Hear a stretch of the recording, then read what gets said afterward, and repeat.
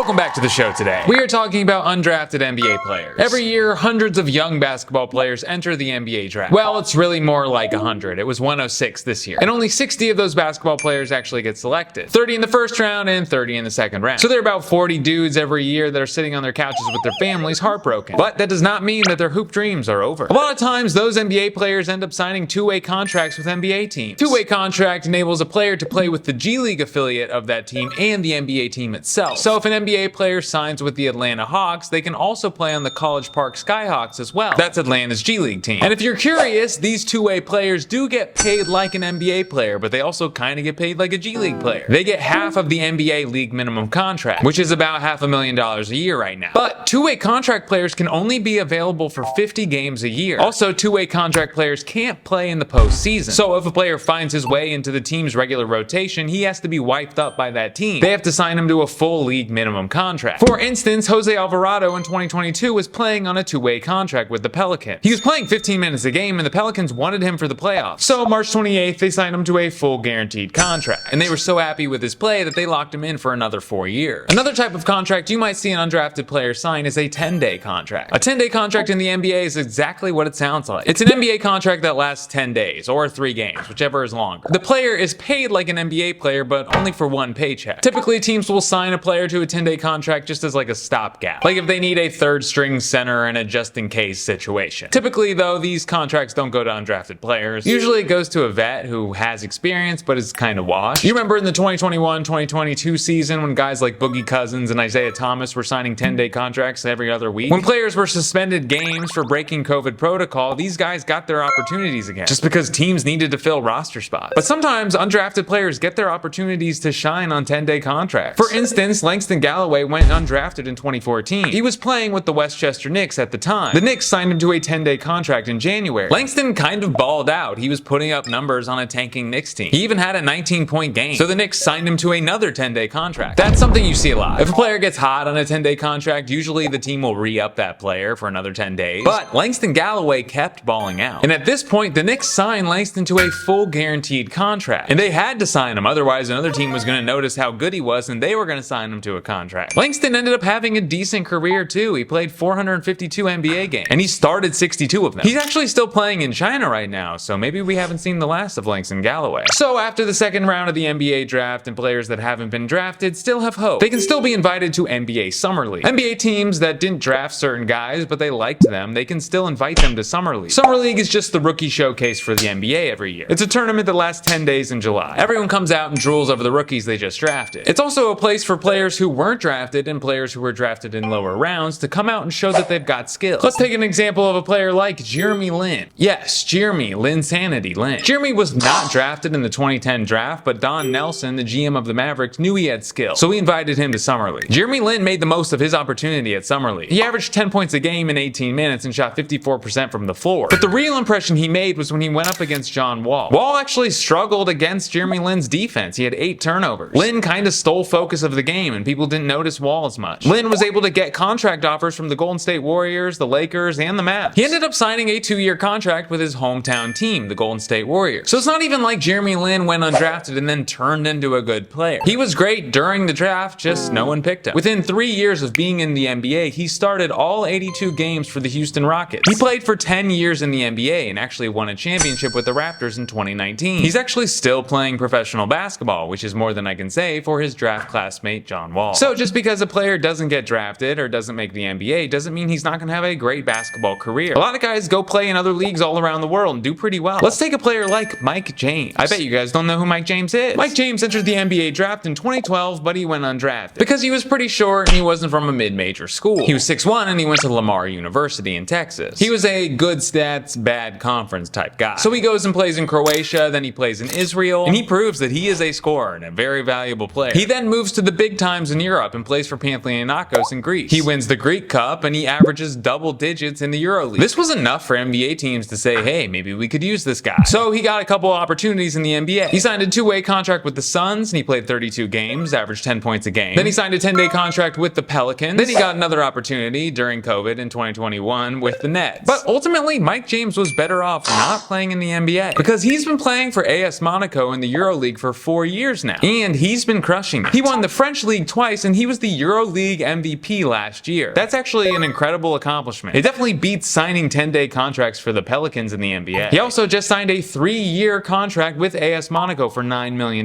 So just because a player doesn't play in the NBA or he didn't get drafted doesn't mean that he's not going to have an impressive basketball career. Now, who's the greatest undrafted NBA player of all time? For me, it's one of two guys. The first being Udonis Haslem. He won 3 NBA championships and he started 500 games in the NBA. Now, he doesn't have an all-star appearance like Fred VanVleet or John Starks. He hasn't been an all-defensive player like Bruce Bowen, but I think despite that, Haslem had a better career. And the reason is he's going to forever be synonymous with Heat culture. He played his entire career there, and he was a part of all 3 Heat championship teams. He's also the oldest player to ever play in the NBA Finals. And the other guy I have to mention, and is probably the best undrafted NBA player of all time, is Ben Wallace. Ben Wallace is the only undrafted NBA player that's made the Naismith Hall of Fame. He's a 4-time Defensive Player of the Year in the likes of Dwight Howard, Mutombo, Rudy Gobert. He's a 4-time All-Star, a 2-time rebounding leader, and he led the league in blocks. The only reason I think he would be sort of on par with Haslem is he was a one-way player. He really only played defense. He actually scored fewer points than Haslem did, at only 5.7 points per game. And he also missed more free throws than he made, like a lot more. So who is the best undrafted NBA player in the league right now? A lot of people would say it's Austin Reeves. He definitely averages the most points per game with over 20. He's one of the highest paid undrafted players. He may have the highest trade value. But on the other hand, you could argue it's Fred VanVleet. He's the only undrafted NBA player in the league right now to have been an all-star. And he's won a championship. Also, he's by far the highest paid undrafted player in the NBA at $44 million. And I'm assuming the highest paid undrafted player of all time. But I don't think it's Fred or Austin. I want to talk about a few of the guys that were in the finals this year. First of all, TJ McConnell deserves an honorable mention, because I don't think the Pacers would have made it as far as they did if they didn't have TJ McConnell picking up guys in the backcourt. But I think the 2 guys that share the title of best undrafted player in the league right now are Lou Dort and Alex Caruso. These guys are 2 of the best defensive players in the league. Caruso led the league in steals per game this year with 1.6, and Lou Dort made first-team all-defense. I think the rarest skill set in the NBA is point-of-attack defense. That's just the guy that picks up the ball handler. Dort has had to guard Edwards, Halliburton, and Murray this postseason, and in doing so has crippled these teams' offense. And then there's Caruso, who's one of the smartest help defenders in the league. He knows how to cut off passing lanes and double guys when he has to. He's even guarded Jokic, a guy that's got over a foot of length on him. I can't believe both these guys weren't drafted. I guess they were seen as they didn't have very high ceilings. But I think that's the thing with undrafted players. They end up getting in the habit of working harder than everyone else, because they've spent their entire careers trying to prove that they belong in the NBA.